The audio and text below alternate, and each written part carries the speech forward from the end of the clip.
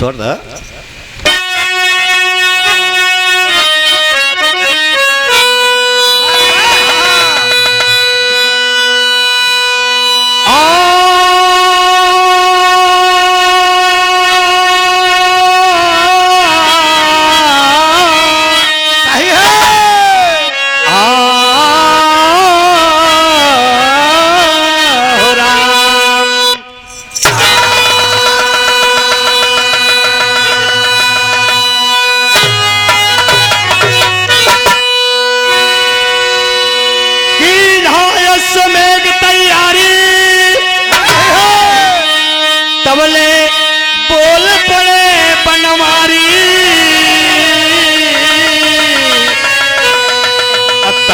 सोना लाना पड़ी है तो है जरूर।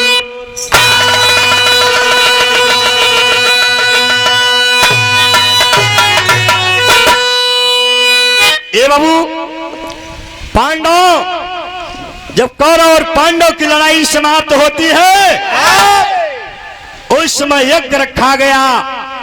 भगवान कन्हैया मुस्कुराते हुए कहा पांडवों से, धर्मराज अर्जुन भीम नकुल सहदेव बैठे हैं, कहा है आपका यज्ञ जब तक कच्चा सोना नहीं आएगा तब तक यज्ञ आपका पूरा नहीं होगा।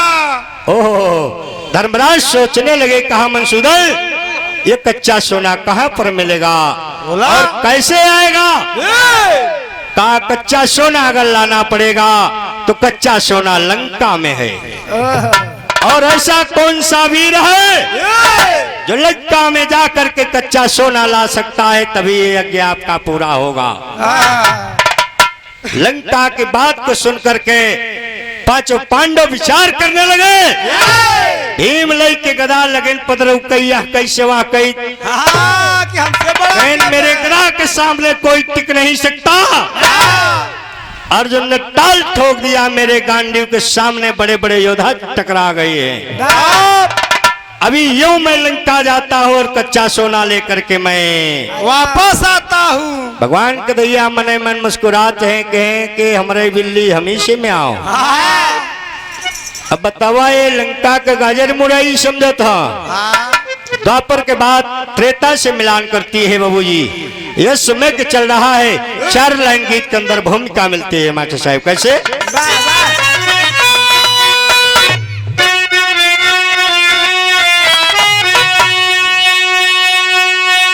हो के मानव करे काम दानव का जाप, आबरू उसकी मिल जाती है धूल में। आबरू से बड़ी कोई न पारस मणि, आबरू बेची जाती न बाजार में। बागवा बाग से जब बगावत करे, भला आ सकती खुशबू कैसे फूल में। अरे आबरू जो कोई अपना समझा नहीं, सही है वफा उसको कहते हैं संसार में।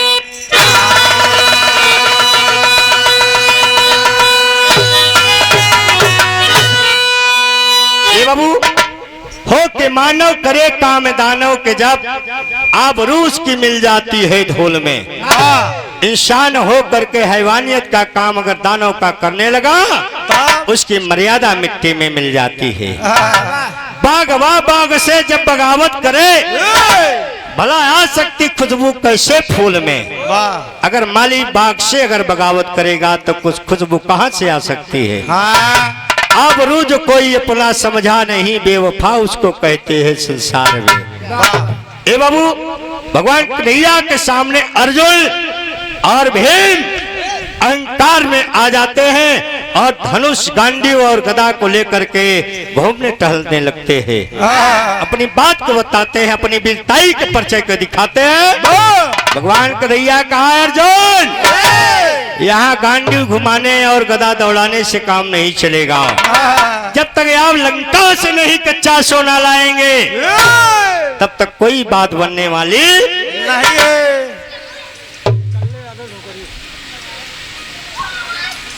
सम्मानीय हमारे बड़का भैया श्रीमान कल्ले यादव जी हमारे भाई ढोकरी, ऐतिहासिक धरती की तरफ से एक से भी आविष्कार है भाव को समझते हुए बौद्ध अस्पताल में आशीर्वाद की भिक्षा है। एक कलन गजल का टुकड़ा बताता है मास्टर साहब कैसे।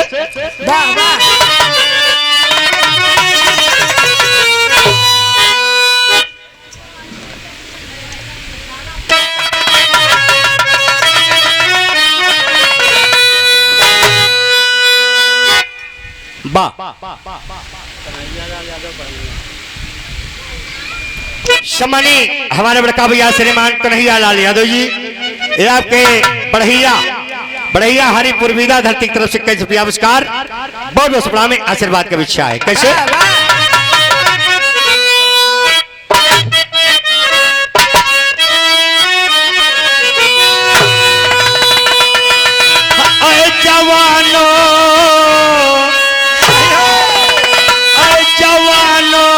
जवानी है किस काम की,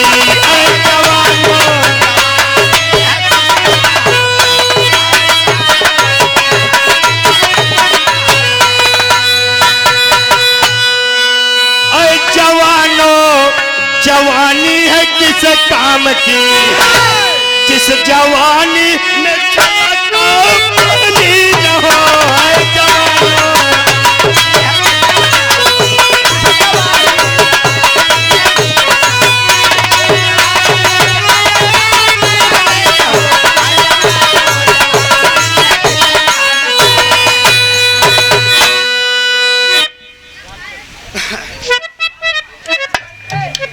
सम्मानी बाबू श्रीमान राजकरण यादव जी, ये ऐतिहासिक धरती आपके हरिपुर बीदा पावन धरती की तरफ से एक से भी आविष्कार है। क्षणों में कोट कोट सम्मान आशीर्वाद का भिक्षा है बाबू जी। और कहना हुआ क्या,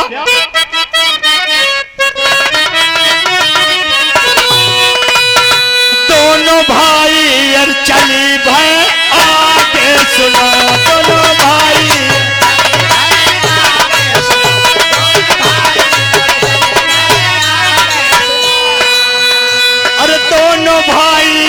अरे चली भाई ले आके सुनो, गादायो गंज में संभाले सुनो, दोनों भाई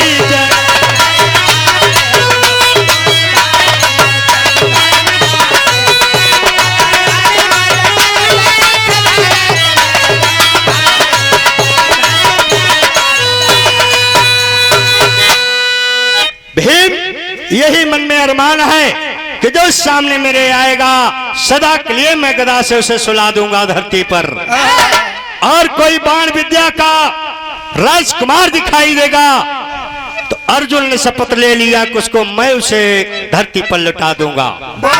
दोनों भाई अर्जुन और भीम अहंकार में पले हुए आगे का प्रस्थान कर देते हैं बाबूजी, और आगे जब चल देते हैं तो शहर के लाइन में कहना हुआ मास्टर साहब, दो लाइन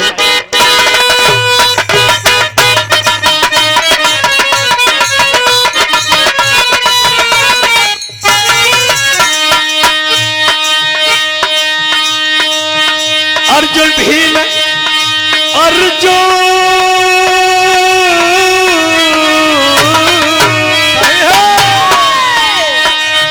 अर्जुन भीम दोनों भाई साथ जाते हैं, पहुंचे लंका और आपस में बतलाते हैं।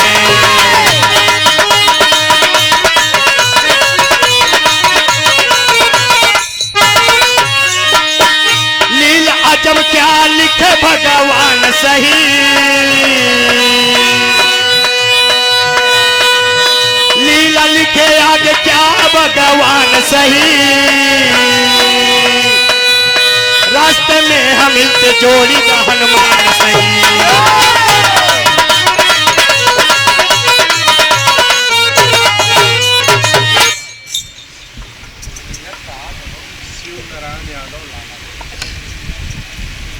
सम्मानी हमारे बड़का भैया श्रीमान शिव नारायण यादव जी, ये लालापुर बुजुर्ग कछार पावन धरती की तरफ से क्या भी आविष्कार भैया के चरणों में कोट को सम्मान है, बहुत बहुत प्रणाम है। और हमारे पप्पू भाई, ये ऐतिहासिक धरती आपके कुसुमर मन सहिता प्रयागराज धरती की तरफ से क्या भी आविष्कार बहुत बहुत प्रणाम है, आशीर्वाद का भिक्षा है बाबू जी। लंका के गेट पर जोड़ीदार हनुमान का पहरा लगा हुआ है और बिना पूछे बिना इशारा किए कोई लंका के अंदर जा नहीं सकता। शाबाश। उसी समय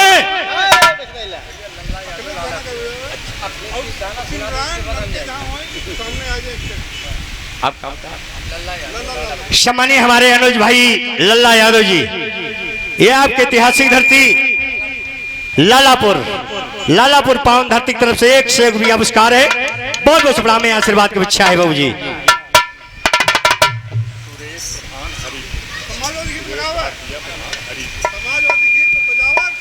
तुरंत बजी जाई, चिंता न करा।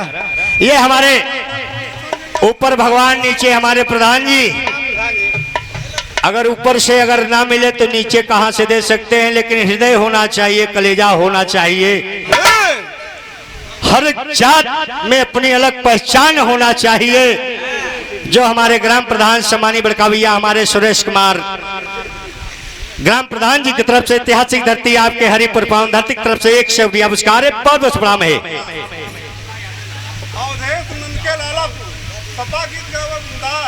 सम्मानीय भाई हमारे अवधेश और ननकेलाल भैया लालापुर पावन धरती की तरफ से 51 रुपया पुरस्कार ले से जरता बढ़ता तुरंत ही लेवा करा।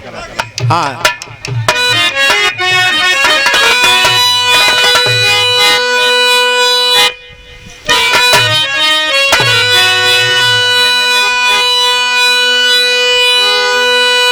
जैसे न देसा सब चला परिवेश ना होई, जैसे न देसा सब चला परिवेश ना होई। नेता के तनौ बन के आए मगर अखिलेश ना होई। नेता के तनौ बन के आए मगर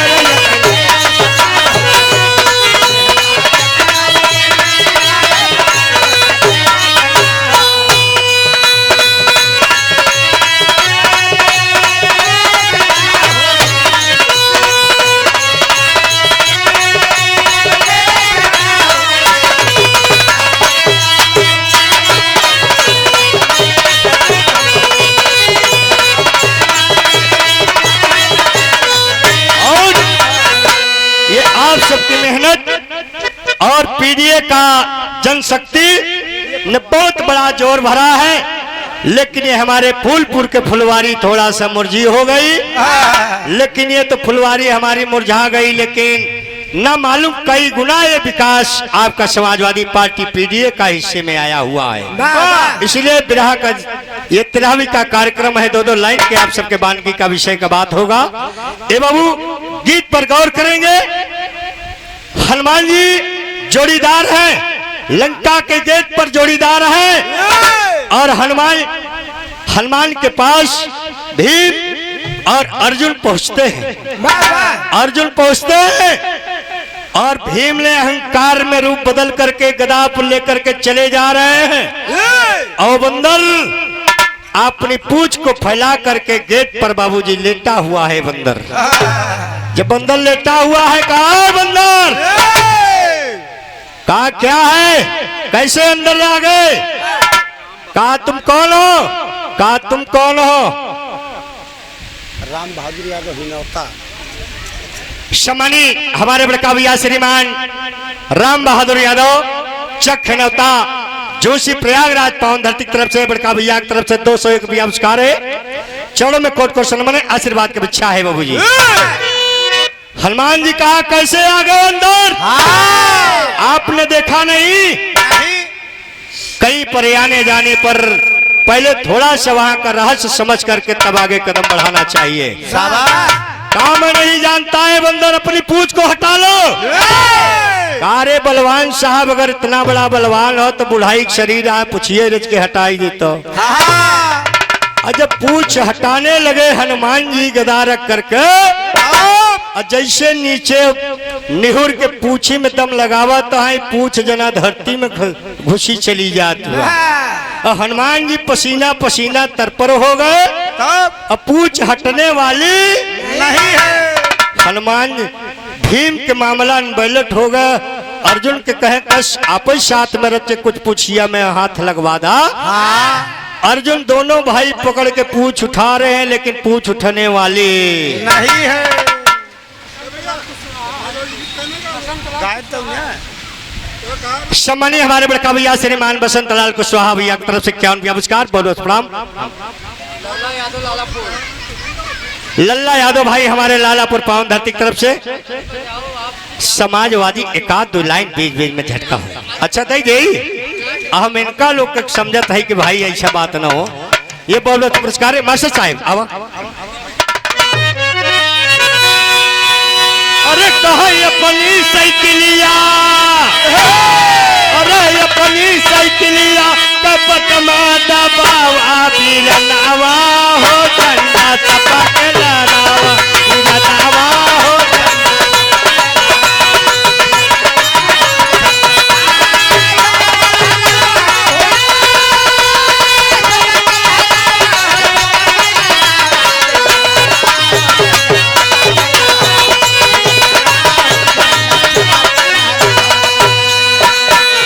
यूपी में कैले है भारी विकास हो, और दिन करके ज्योति बनी कैले प्रकाश हो।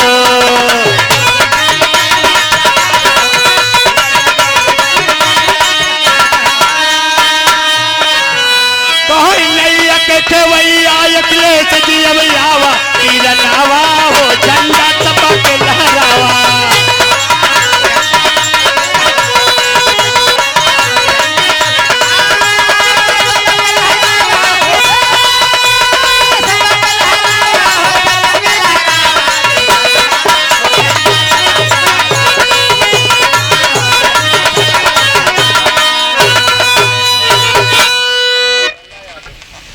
अजय समानी भाई हमारे लल्ला यादव जी की तरफ से 21 रुपया पुरस्कार।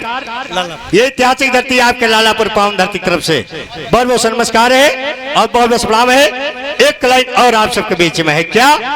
अरे नायक मुलायम अखिलेश जी का प्यार हो, अरे नायक मुलायम अखिलेश जी का प्यार हो, अजती है समाजवादी नेता बनी है सरकार हो।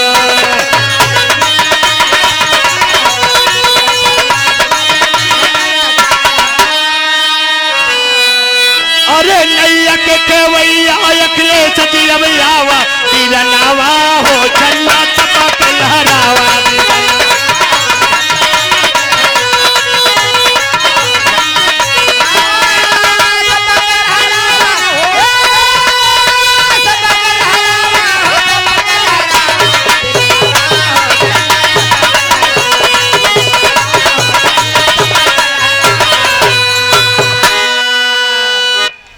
बतवार देख ले भाई।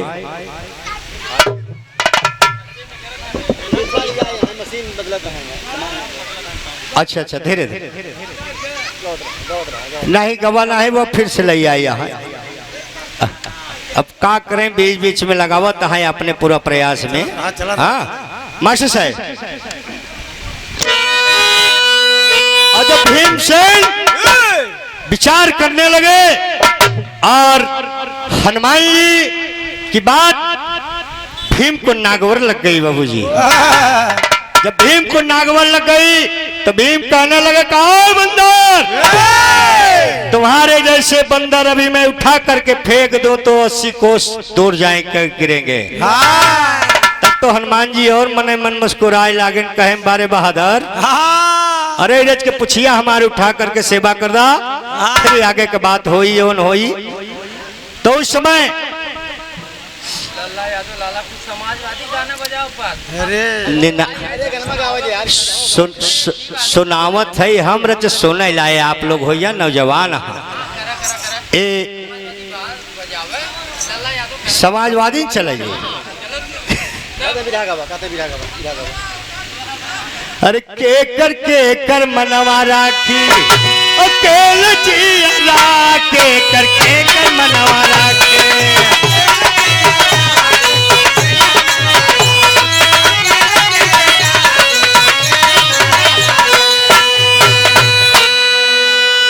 कहीं अरे राम लड़ैया दोनों पीर में फंसी, ये हमारे लल्ला भाई लालापुर बुजुर्ग की तरफ से 21 रुपया पुरस्कार दिखाए का 2 लाइन करब। अगर 3% अगर मामला है 3-13 का मामला चल दवा का हो। हम ही सोचते कि समाज के हमारे जो माहौल बना रहे थोड़ा सा उथल पुथल ना हो सके।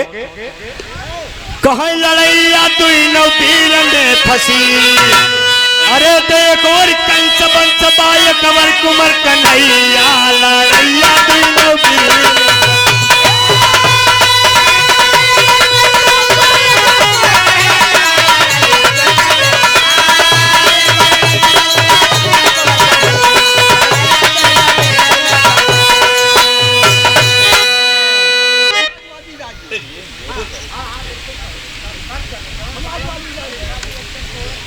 अब दादा से ज्यादा के समर्थन दे दादा कहा तहन जैसे रोगिया भावे वैसे बैठ जवन जे कहा वही अपन कहा चला काओ माचा से तो कहना हुआ एक लाइन और लेला।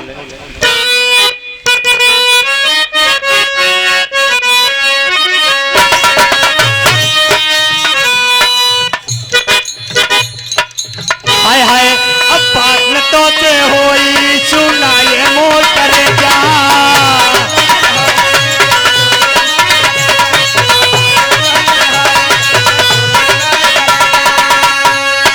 जवन दिहले बड़ा मोबाइल अकेले जा।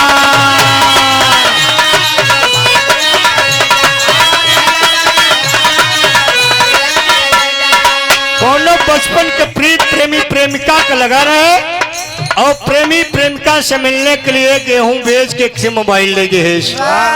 मालिक के शान होकर लड़की की शादी हो गई और प्रदेश से फोन लगाता है हेलो, और उसी दिन उस लड़की का गोल्डन नाइट सुहागरात चल रहा था बाबूजी। तो कहा है अब हमसे तो से बात ना होई। तब तो ओकर रोमा कुनकुनान काहे कहे जवन मोबाइल दिहे रहा ओका ना पाए तब वो लड़का के बात माख लग गए। कहे याद करा चाहिए कुंवार रहलू, याद करा चाहिए कुंवार रहलू, की आवाज पहले हमार रहलू, याद करा चाहिए।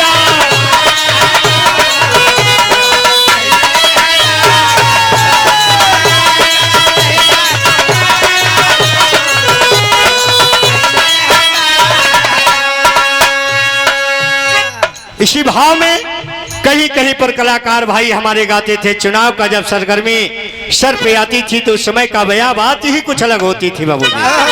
वो गावत का रहे सब रोग खत्म हो जाए अब क्यों ना रहबा रोगी, दवाई चलता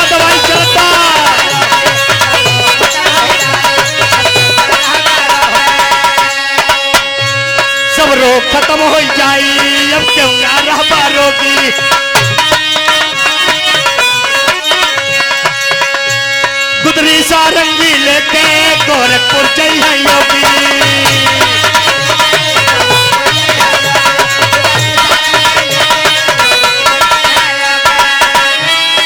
धई के कन्हैया का भेष आई है, धई के कन्हैया का भेष आई है, यूपी में फिर से अखिलेश आई है, धई के कन्हैया का भेष आई है।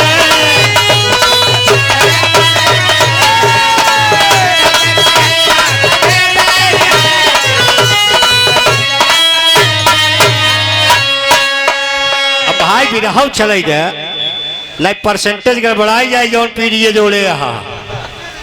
अरे हाँ और का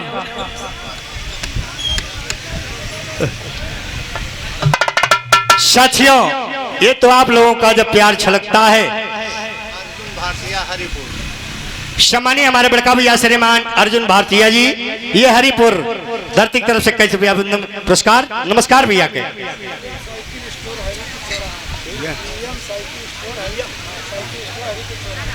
ये हमारे सम्मानी भाई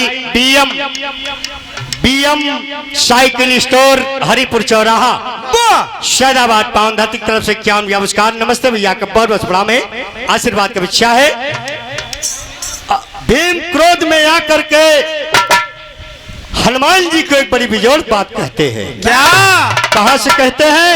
अहंकार से एकदम भीम भर गए हैं कि मेरे सामने कोई टिकने वाला नहीं है। तो जब मुस्कुरात मुस्कुरात हनुमान जी कहें कि ए बलवान, ए बलवान, ये क्या बात है? आए बंदर, होश में जाओ, नहीं जानते हो कि हम पांचों पांडव भीम हैं? कहें अच्छे ढंग से जानता हूं, इसीलिए तो मैं आपसे कह रहा हूं कि आप थोड़ा सा पूछ हटा करके आगे लंका में प्रवेश कर जाओ। कहा मैं पूछ उठा दूं? कहें यही तो मैं आपसे अर्ज कर रहा हूं। तब तो भीम कहा तुम कामा चसाए, हाय हाय हाय हाय, अरे कहा बनारी रे, अरे सुन बनारी रे, अरे धाई के नचाई दे बटंगारी, बनारी रे, धाई के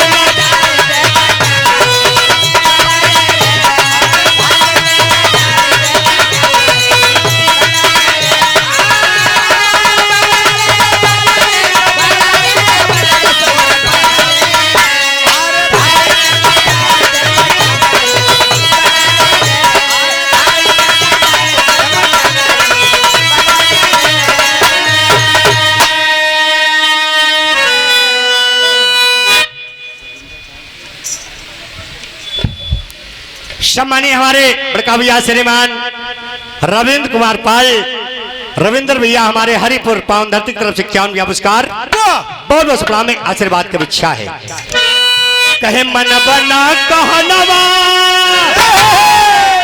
अरे मन बना कहनवा, अरे देखो करनवा, कहे पनारी रे, अरे पनारी रे, अरे धाई के घुमाऊ तोहरी टांगारी, पनारी रे।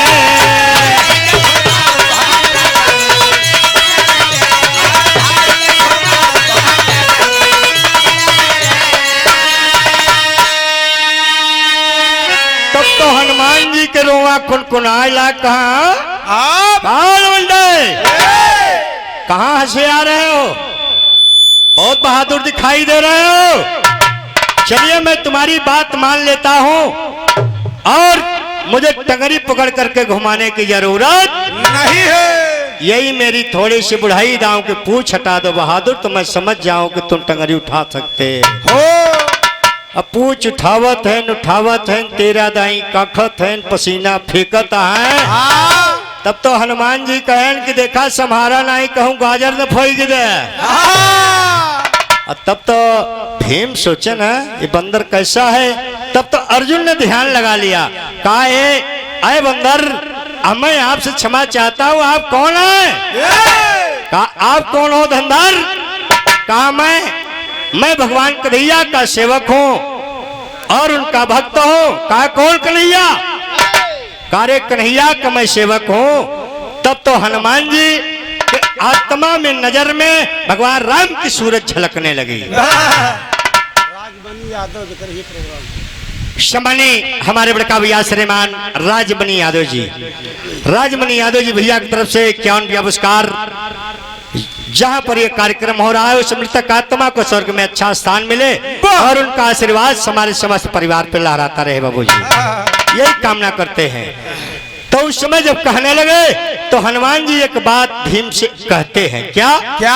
हाय हाय, अभी तुम बच्चे हो, अभी तुम बच्चे हो, अकल के कच्चे हो, फिर भी अच्छे हो।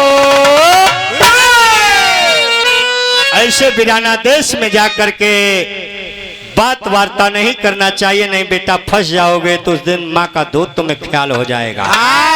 अरे अभी तुम बच्चे हो, अकल के कच्चे हो, फिर भी अच्छे हो, बोलो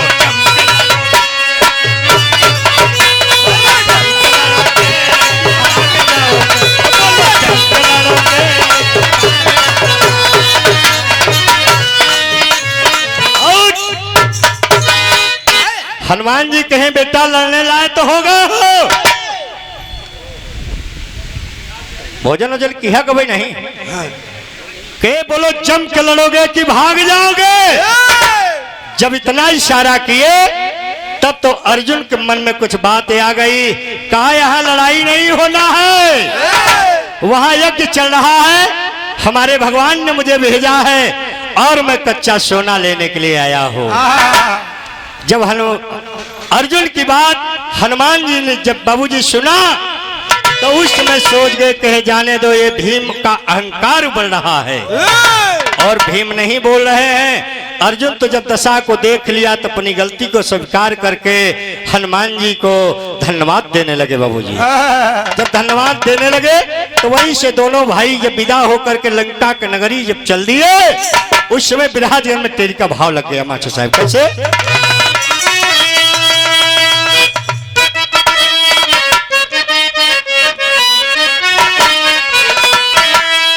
सम्मानी परम आदरणीय सम्मानी श्रीमान बाबू हमारे समधी साहब श्रीमान लाल बहादुर यादव जी, पुराने जमाने के कलेचा के ठेकेदार साहब, ये ऐतिहासिक धरती आपके कैथवल जगतपुर ऐतिहासिक धरती की तरफ से 1 रुपया पुरस्कार है।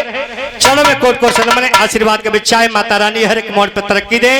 ये आप लोगों का प्यार है कि ऐतिहासिक दंगल आपके जगतपुर में आपका भी कार्यक्रम हुआ है। जब प्यार छलकता है तो दास सेवा करने के लिए तात्पर होता है बाबूजी। तो उसमें विराजगढ़ में तेरी का भाव मिलता है। कैसे?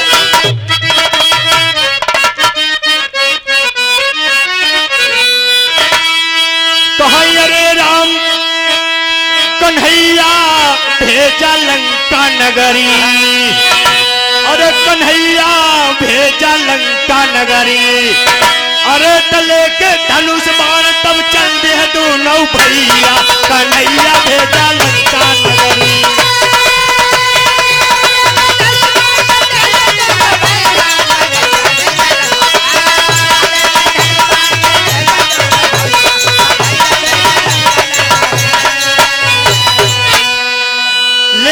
धनुष बाण चल दिहले दोनों भैया, कन्हैया भेजा लंका नगरी। जब हनुमान जी समझ गए तो आशीष दिए और कहा अब जा सकते हो, अगर आप कच्चा सोना के लिए आए हो तो आप जाओ। गेट पे से छुट्टी दे दिए और दोनों भाई चल दिए। जब चल दिए तो एक लाइन तर्ज मिल गया बालेश्वर गुरु जी वाली। कैसे? हाय हाय हाय हाय कि चुम्मा चुम्मा दे दे, कि चुम्मा चुम्मा दे दे चुम्मारी गुजारिया, चुम्मा चुम्मा दे दे।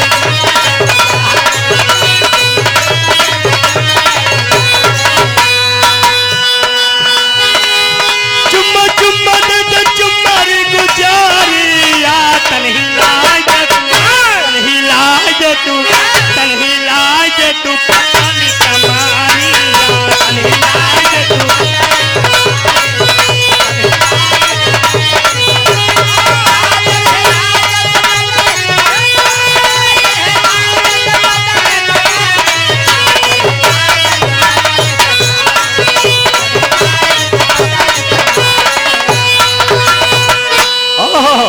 ये तो टोन का नमूना रहे, लेकिन इसी भाव में दोनों भाई भीम गदा ले लिए, अर्जुन गांधी को लेकर के दोनों भाई चल दिए लंका को पता करने लगे। कहा नगरी में आए हैं तो थोड़ा सा फेरा लगा लिया जाए। और दोनों भाई जब चल देते हैं उस समय कवि को लिखना पड़ा। कैसे?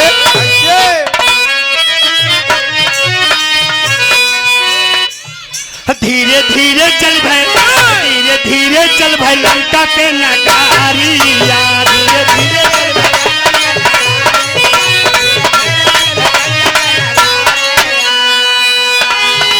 धीरे धीरे चल भाई लंका के नगारिया। तब पहुंची गईले, तब पहुंची गईले, तब पहुंची गईले कुंभकर्ण बखारिया, तब पहुंची गईले कुंभकर्ण बखारिया।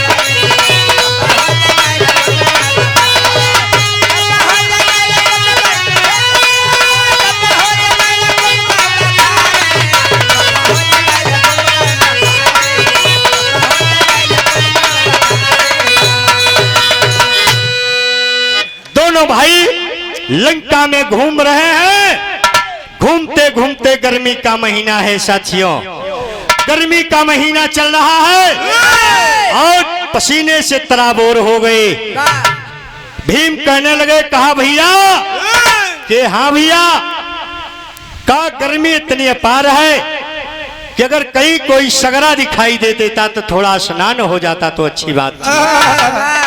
का स्नान का तन के हरित कम से कम बुझा ले, क्योंकि इतनी अपार गर्मी है, कैसे चला जाएगा। वाह का बड़ी अच्छी बात।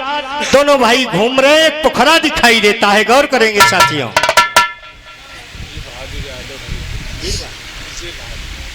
सम्मानीय हमारे बड़का भैया श्रीमान विजय बहादुर यादव, ये हरिपुर पावन धरती की तरफ से 51 रुपया पुरस्कार। नमस्ते भैया के बहुत बड़ा में आशीर्वाद का भिक्षा है। और कैसे जब दोनों भाई पहुंचते हैं तो एक पोखरा दिखाई देता है। वो पोखरा है क्या? लंका के बलवान कुंभकर्ण की खोपड़ी है बाबूजी। कुंभकर्ण की खोपड़ी है, इसमें पानी समाया हुआ है।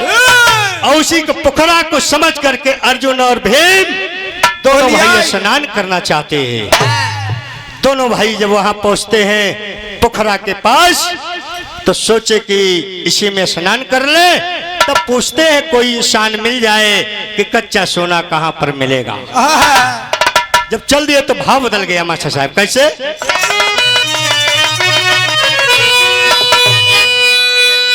हाय हाय अरे भीम बलवा नवा और पूछे मेरे बिरा नवा कहे बिरा ना हो, अरे बिरा ना हो, अरे तानवा कहारी अमिताएगा बिरा ना हो।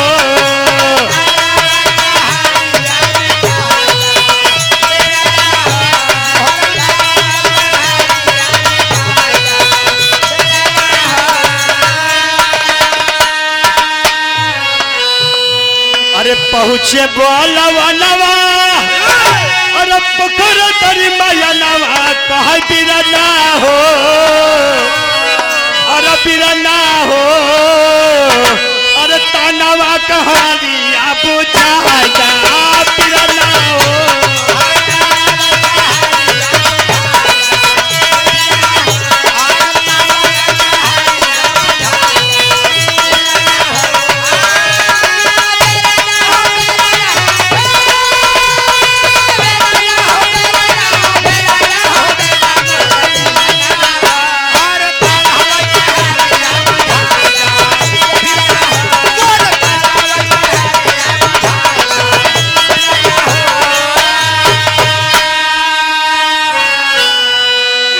ओहो अर्जुन से पूछ करके अर्जुन घाट पर खड़े हैं और इशारा लेकर के अभीम उसी पोखरा में वो लिया गए बाबूजी। और जब वो ले आए जैसे कि पांव रखे तो इसे घस से चला गए। और जब खाले चला गए अब वही में डुबुक डुबुक डुबुक डुबुक डुबुक डुबुक।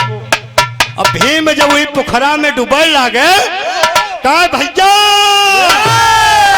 अब अर्जुन सोचे राम अब हम कैसे करी। गांडीव धई दी है निधर गदा धरा रहा है हल। अर्जुन भी उसी पोखरा में भाई को बचाने के लिए हाथ पकड़ करके खींच रहे हैं। इतने में मालिक के शान पैर छटक गया, अर्जुन भी उसी पोखरे में समाहित हो गए। अब दोनों भाई जब पोखरा में डूबने लगे और जब डूबने लगे तो मालिक के शान कोई वहां पर बचाने वाला दिखाई नहीं दे रहा है। अब दोनों भाई जोर जोर से आवाज लगा रहे बचा लो बचा लो बचा लो। अब लंका पे चढ़ी अंटा पे औरतें देख रहे कहने दो राजकुमार कैसे चले आए। अरे कहां पर डूब रहे हैं, अरे दौड़ो भाई। अब लंका के नगर निवासी दौड़ दौड़ करके उस पोखरा के पास पहुंचते हैं और इंतजाम करके दोनों भाई को निकालते हैं। और जितना गर्व रहे अहंकार रहे वो कुंभकर्ण के खोपड़ी में सब गड़बड़ाएगा मामला। कितना बलवान रहे। और दोनों भाई को जब वहां से लोग निकालते हैं तो 2 लाइन आल्हा का भाव मिलता है माता कैसे।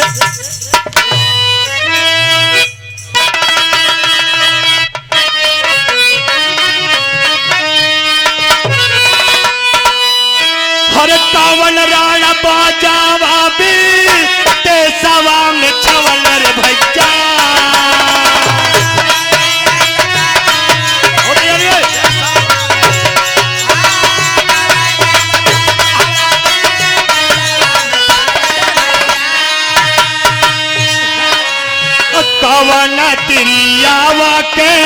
से जकू मिला।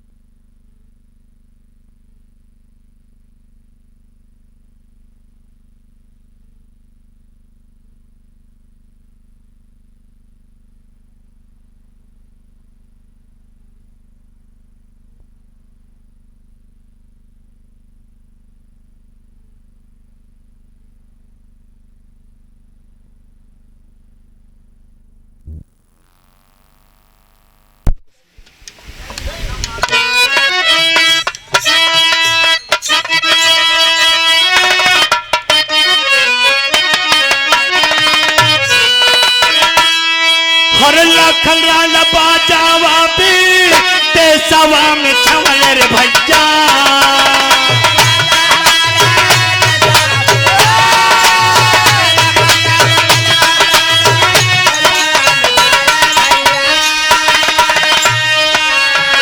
उर्मिला गुजारिया के से जकू मिला।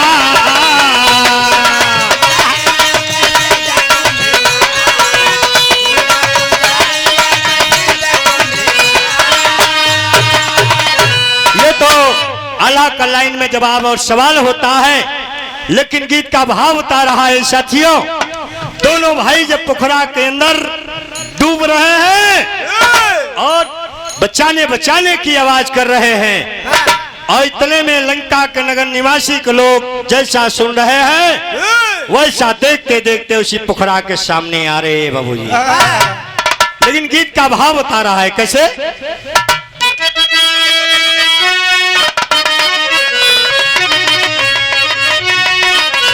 अरे तू ही नौपीर नवा डूबे, अरे तू ही नौपीर नवा डूबे, कुंभ के खुपरिया रे भैया।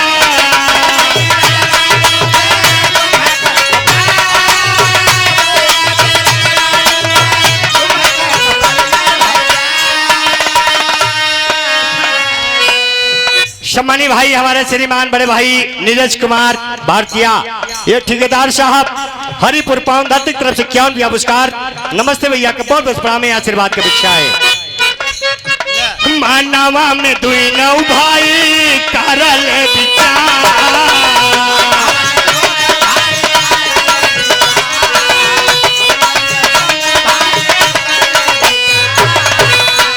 सम्मानी भाई हमारे श्रीमान राम जीवन भैया हरिपुर पावन धरती की तरफ से 51 पुरस्कार। बहुत बहुत प्रणाम है। सम्मानीय हमारे बड़का भैया श्रीमान राज बहादुर यादव हरिपुर पावन धरती की तरफ से 51 पुरस्कार। नमस्ते भैया के।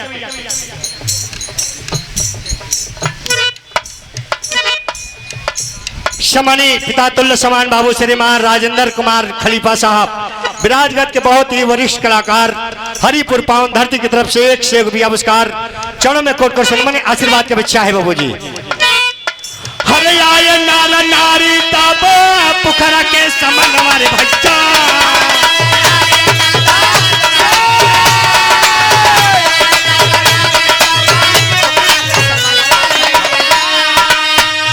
तू नहू बीरा नावा के लिहल बच्चा,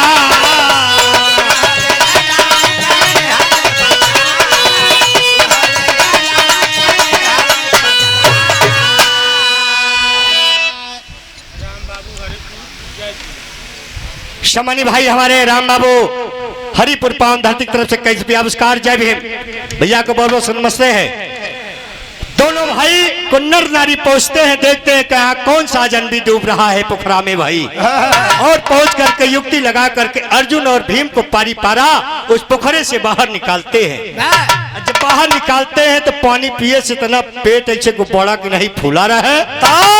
अब सांस उल्टी सीधी आवत जात में 2-4 जवान पहुंचन कहे हनन को लार के दबावा पहले। हाँ, पानी जब वो लार के फेंका। पेट लगन दाबे, जब पेट लगन दाबे तो जैसे पिचकारी फेंकत है। हाँ, और दोनों भाई पानी पिए एकदम मस्त रहे, अजीरा एकदम निकले वाला रहे मास्टर साहब। और जब आंखी ऐसे खुली कुछ होश बत टक से ऐसे देखे लागे, कहने भाई कहे का कहे कैसन पोखरा है, पोखरा कैसा है यार, इतना गहरा पोखरा तो हमने नहीं देखा।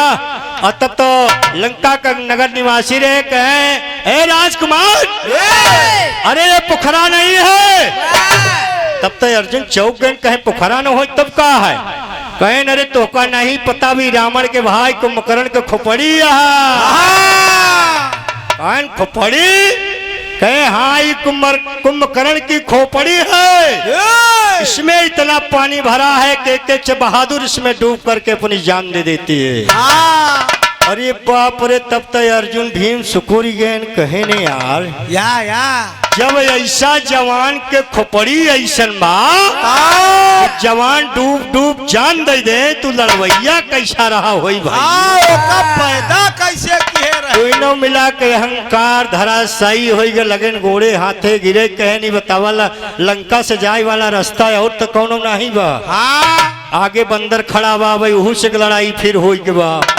अब दोनों भाई सोच रहे हैं, इतने में अर्जुन के मुखार से बात निकली क्या? कि एक बात है, आप लोग मेरा सहयोग कर सकते हैं कि लंका में भविष्य की कुटिया कहाँ पर है। ओहो, भविष्य दादा की बात कर रहे हैं। चलो 2-4 जवान पकड़े, कहें चला बहादुर इधर। हाँ चलो, ले आए के हाथ पकड़ के दोनों जने के लिवाई के हर चल दे हैं। और जब चल दे तक लाइन तर्ज बदल के मास्टर साहेब,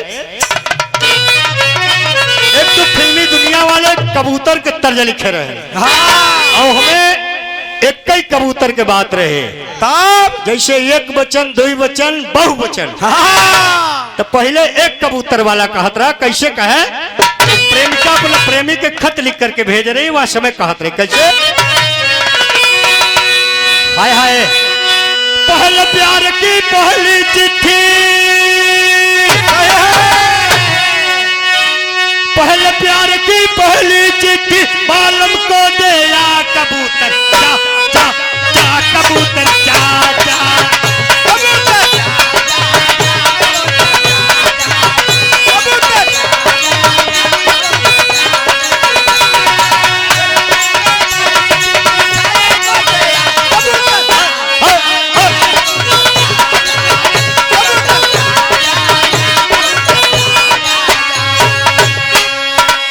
सम्मानित पिता तुल्य समान बाबू श्रीमान गया प्रसाद यादव जी, ये हरिपुर पावन धरती की तरफ से क्या नमस्कार प्रणाम स्वीकार हो, यही का नाम है।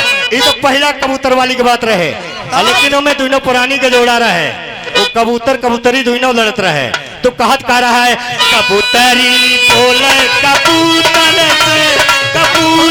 से मोए छेड़न चटके यूं, कबूतरी बोले कबूतर से,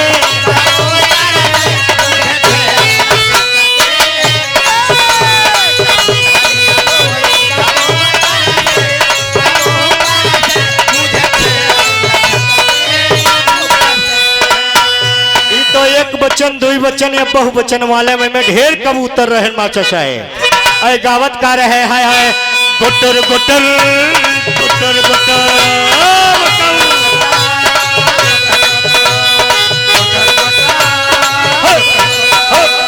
चढ़ गया ऊपर उड़े,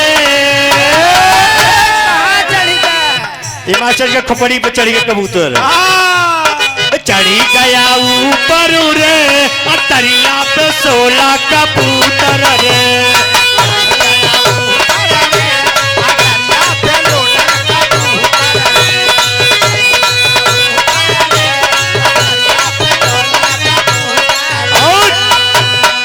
भास्कर है।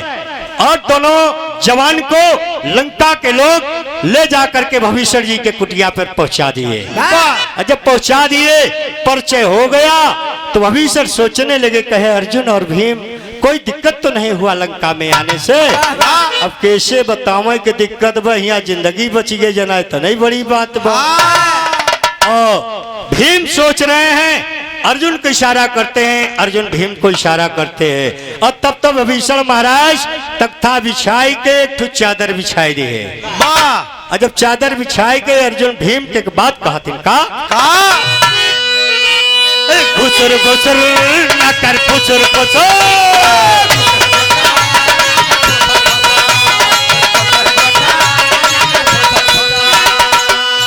कहनी हमारे कुटिया में घुसरा तब तो का एक ही मंत्र दे कि लंका से बाहर कैसे जाए पड़ते कहन घुसुर घुसुर ना कर फुसुर फुसुर। जल्दी तुम दोनों भाई आपस में क्या फुसुर फुसुर कर रहे हो? अर्जुन भीम यही बात करते रहे, भैया कहो एक आध पोखरा और न हो कि हम पहुंच न पाई। अरे लंका में कौनो भरोसा नहीं बा। अरे जब मनई के खोपड़ी इतनी गहिर बा तो पोखरा कितना गहिर होई। अब विभीषण कहते हैं कि फुसुर फुसुर बात न करा, समय यहाँ लंका में बहुत कम है और जो आता है लंका उसे लंका से बाहर जाना पड़ता है। घुसुर घुसुर न कर फुसुर फुसुर,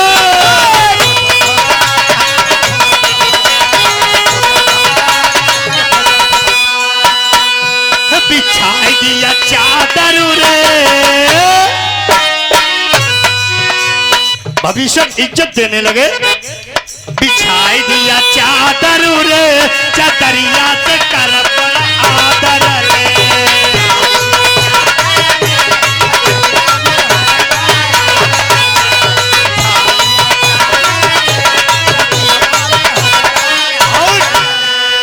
बड़ा आदर सम्मान भविष्य के कुटिया पे अर्जुन और भीम को मिला। तो कहें एक बात ये बताओ, ये तो हाल चाल हो गई लेकिन कैसे आना पड़ा हमारे लंका में? कहा लंका में के यहाँ कहा सरकार यज्ञ चल रहा है और उसके पूर्ति के लिए कच्चा सोना की आवश्यकता पड़ गई और कच्चा सोना जब तक नहीं आएगा तब तक ये अश्वमेध मेरा पूरा नहीं होगा। इसीलिए मैं आया हूँ, भगवान कन्हैया ने मुझे भेजा है। तो विभीषण ने जब मन मन ध्यान किया तो भगवान राम की सूरत झलकने लगी और समझ गए कि कन्हैया भेजे हैं, कन्हैया हो चाहे राम बात एक ही है, दोनों है जग के विधान। सोचने लगे तब पीठ थपथपाते हुए और उत्साह को वर्धन कर लिए। भविष्य ने अर्जुन और भीम को उत्साहवर्धन करते हुए गीत के आखिरी लाइन में कहना हुआ, कैसे खड़ी का लाइन है।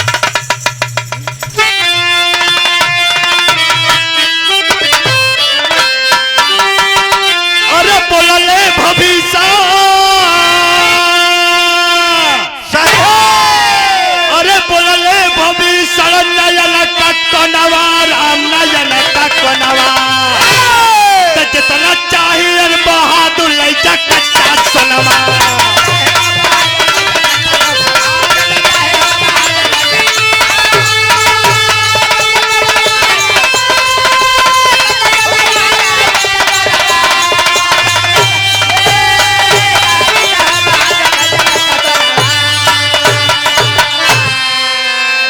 बोलले भविष्य नयन का कोनवा जितना चाहे यार बहादुर ले जा कच्चा सोनवा। जितना तुम्हें आवश्यकता हो कच्चा से सोना लेकर के जा सकते हो बहादुर। अरे पाया है या देश दोनों भाई बतलाए, अरे कच्चा सोना लेकर तब रही आटकाए। अरे पहुंचे हैं दोनों भाई और यज्ञ के कोनवा राम यज्ञ कोनवा जितना चाहे यार बहादुर लैजा कच्चा सोनवा।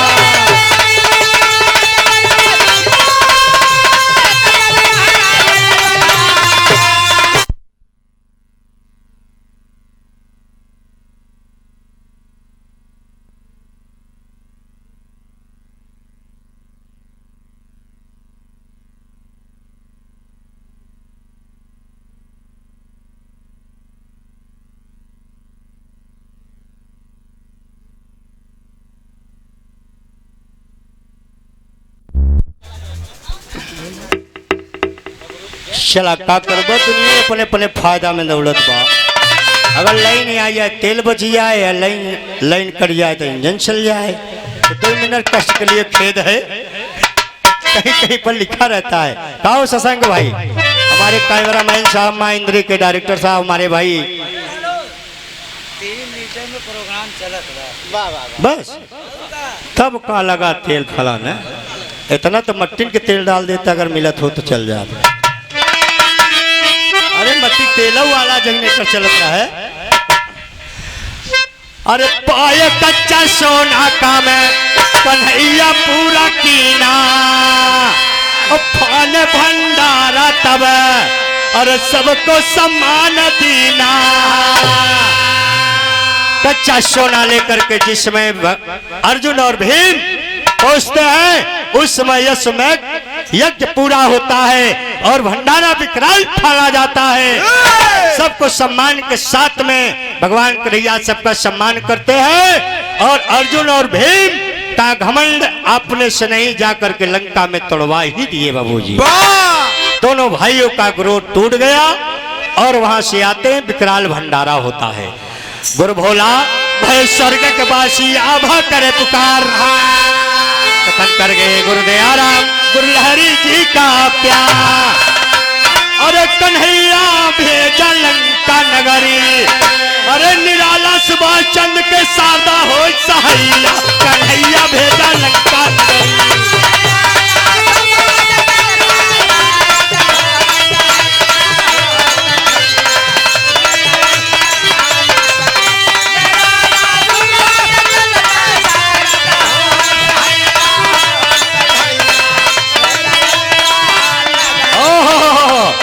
ये बाबू 3-4 मिनट का एक लोकगीत है आप सबके बीच में, ताकि उधर से फिर से नंबर हो जाए। एक एक गीत का लाइन से थोड़ा सा